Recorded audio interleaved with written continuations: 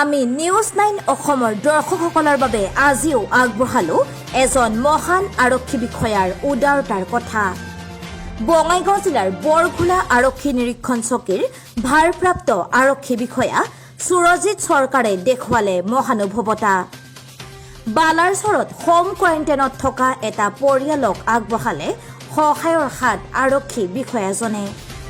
জানিব পৰা মতে হোম কোৱাৰেণ্টাইন হৈ থকা পৰিয়ালটো দুদিন অনাহাৰে থাকি গাঁও ৰক্ষা বাহিনীৰ সম্পাদক আমজাদ আলীৰ সহায় লৈ বৰঘোলা আৰক্ষী বিষয়া সুৰজিৎ চৰকাৰক অৱগত কৰে। ৰিপিট, জানিব পৰা মতে হোম কোৱাৰেণ্টাইন হৈ থকা পৰিয়ালটো দুদিন অনাহাৰে থাকি গাঁও ৰক্ষী বাহিনীৰ সম্পাদক আমজাদ আলীৰ সহায় লৈ বৰঘোলা আৰক্ষী বিষয়া সুৰজিৎ চৰকাৰক অৱগত কৰে। আজি এই পৰিয়ালটোক আৰক্ষী বিষয়াজনে 10 দিনৰ চাউল, দাইল, আলু, মিঠাতেল, সৰু ল'ৰা ছোৱালীৰ কাৰণে বিস্কুট আদি যোগান ধৰে। ইফালে বানপানীত ক্ষতিগ্ৰস্ত ৰাইজৰ লগতে আশ্ৰয় শিবিৰত থকা লোকসকলৰ খবৰ লোৱাটো ক্ৰুটি ৰখা নাই বিষয়াজনে। আৰক্ষী বিষয়াজনৰ এনে কাৰ্যক প্ৰশংসা কৰিছে সকলোৱে। বিপদৰ সময়ত আৰ্তজনৰ কাষত থিয় দিয়া এনে আৰক্ষী লোকৰ বাবে হয়তো এদিন আৰক্ষী সৰ্বসাধাৰণৰ ওচৰ চাপিব পাৰিব বুলি স্থানীয় লোকে মত প্ৰকাশ কৰিছে। কলগাছিয়াৰ পৰা মুজাম্মেল হুছেইনৰ ৰিপৰ্ট, নিউজ 9 অসম। ইয়াৰ ঘৰত কোৱাৰেণ্টাইন দিয়া হৈছে কাৰণে ইয়াৰ ঘৰৰ পৰা এটা ল'ৰা পজিটিভ ওলাইছে। গতিকে ইহঁতৰ খাব লগা একো নাই।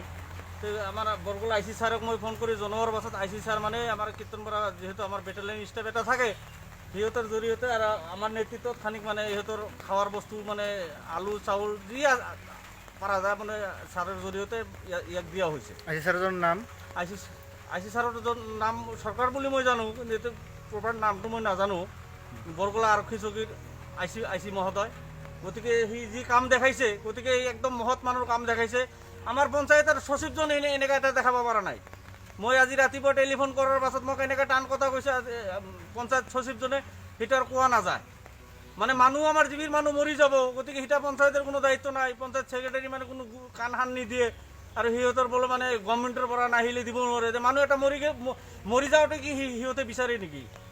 গতিকে মই ঊৰ্ধ্বতম কৰ্তৃপক্ষক মই টানি অনুৰোধ জনাওঁ, ইয়াৰ উচিত বিহিত ব্যৱস্থা কৰিব লাগে। আই চি ছাৰক ধন্যবাদ জনাব। বৰগোলা আই চি ছাৰক মই ধন্যবাদ জনাইছোঁ, যাতে ইয়াৰ মানে আৰু বহুত ইহঁতে আৰু বহুত ভাল কাম কৰিব পাৰে, তাৰ কাৰণে ইয়াক আমি ধন্যবাদ।